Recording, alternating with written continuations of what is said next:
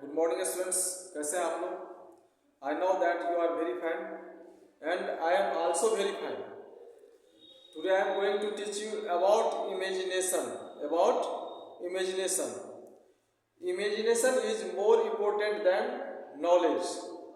Suppose that you have lots of knowledge but you are not imagine about anything, then you can't improve in your life.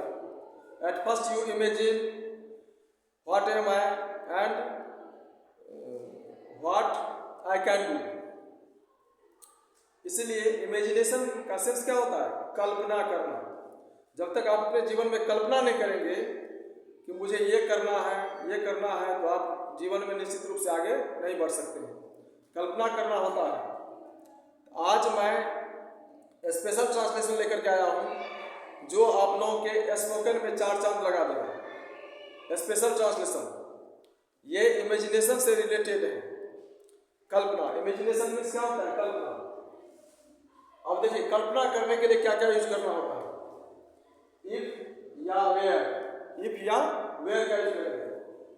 If where is use for imagination, कल्पना करने के लिए हम लोग को if का प्रयोग करना होगा या वेयर का प्रयोग करना होगा। सबसे पहले इसका स्ट्रक्चर लिखते हैं। स्ट्रक्चर है if plus subject, if plus subject plus were plus complement. यही स्ट्रक्चर आएगा इसका। If plus subject plus were plus complement. If plus subject plus were plus complement. या इसका एक स्ट्रक्चर और होगा। ऐसा मान लीजिए स्ट्रक्चर ए हो गया, स्ट्रक्चर बी हो गया। 2 स्ट्रक्चर से कल्पना वाले सेंटेंस को हम लोग बना सकते हैं। दूसरा स्ट्रक्चर है were plus subject, subject plus complement. ये 2 स्ट्रक्चर है। दोनों स्ट्रक्चर से सेंटेंस का फॉर्मेशन बिल्कुल आसानी से हो जाएगा। अब जैसे एग्जाम्पल लीजिए, यदि मैं राजा होता, ये हम कल्पना कर रहे हैं कि यदि मैं राजा होता। एग्जाम्पल नंबर 1, यदि मैं राजा होता, यदि मैं एक राजा होता, ये क्या कर रहे हैं? कल्पना कर रहे हैं। इसमें एक्सक्लेमेशन साइन लग जाएगा। अब देखिए, दोनों पर इसको बना सकते हैं। एक बना सकते हैं इफ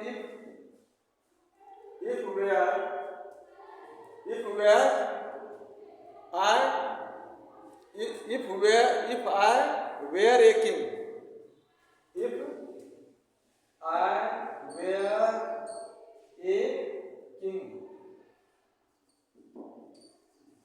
यहां देना है एक्सक्लेमेशन साइन। यदि मैं एक, अब इससे एक भी आप बोल सकते हैं, यदि मैं एक राजा होता। ये हम क्या करते हैं? कल्पना कर रहे हैं। राजा है नहीं, ऐसा कल्पना कर रहे हैं कि यदि मैं एक राजा होता। If I were a king, या इसको ऐसे ही बना सकते हैं, वेयर आई ए किंग, या if I were a king. चलिए दूसरा एग्जांपल लेते हैं।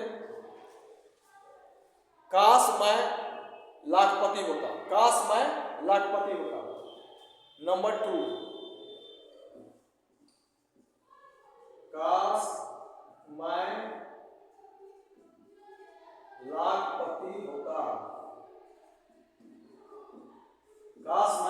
लाखपति होता। चलिए इसको बनाइए। सेम इसी स्ट्रक्चर पर बनेगा। दोनों स्ट्रक्चर आप इसको बना सकते हैं। पहला स्ट्रक्चर पर देखते हैं। पहला स्ट्रक्चर देखिए, इफ आई वेयर, क्या लिखेंगे? सबसे पहले इफ लिए, उसके बाद सब्जेक्ट आ गया आई, उसके बाद आ जाएगा वेयर, उसके बाद मिलीनियर, मिलीनियर, मिलीनियर, लास्ट में देना है सेट ऑफ एप्लीकेशन। काश मैं लाखपति होता, इफ आई वेयर मिलीनियर। देखिए सेंटेंस में यहाँ वेयर का यूज किया गया है।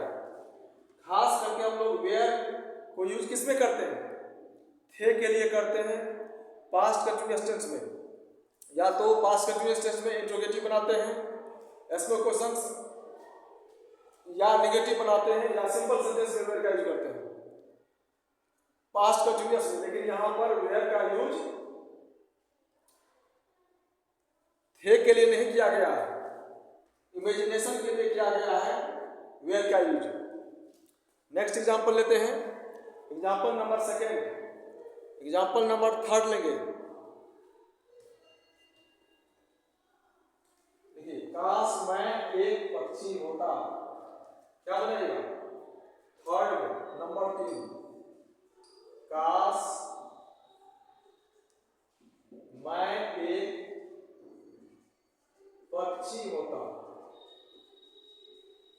काश मैं एक पक्षी होता। चूंकि वो पक्षी है नहीं, ये कल्पना कर रहे हैं कि काश मैं एक पक्षी होता। कैसे बनाइएगा? अच्छा, पहला स्टेज से बनाइए। If I were a bird, if I were a bird, if I were a bird, काश मैं एक पक्षी होता, या were I a bird, were I a bird. ये इमेजिनेशन टाइप्स का सेंटेंस है, इसमें इसी तरह से बनाना होता है। दूसरा लिखिए, काश मैं पुनः जवान होता, काश मैं पुनः जवान हो जाता। इसके लिए क्या बनाएंगे आप? बनाइए नंबर 4 का, काश मैं पुनः जवान हो जाता, हो जाता। ये क्या कर रहे हैं? कल्पना कर रहे हैं। क्या कर रहे हैं? कल्पना कर रहे हैं। काश मैं पुनः जवान हो जाता, काश मैं पुनः जवान हो जाता। कैसे बनाइएगा इसको? सेम उसी तरह से बनाइए। अब इसको बनाते हैं सेकंड पर, दोनों पर बनेगा, सेकंड पर बनाइए। वेयर आई, क्या हो जाएगा? वेयर आई, काश मैं पुनः जवान हो, were I young again, were I young again, were I young again. Again means क्या होता है? पुनः या दोबारा, पुनः या दोबारा। काश मैं पुनः जवान होता। एक एग्जाम्पल और लेते हैं, 4-5 एग्जाम्पल से आप लोगों को निश्चित रूप से समझ में आ जाएगी। चलिए एक एग्जाम्पल और लेते हैं।